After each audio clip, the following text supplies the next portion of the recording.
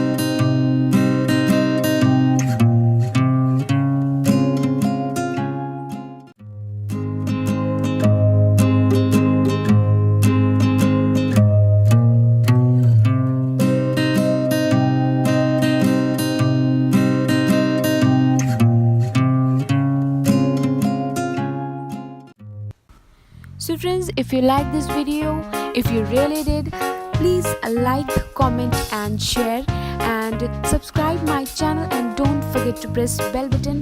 Till then, bye bye, see ya in next video. Bye bye.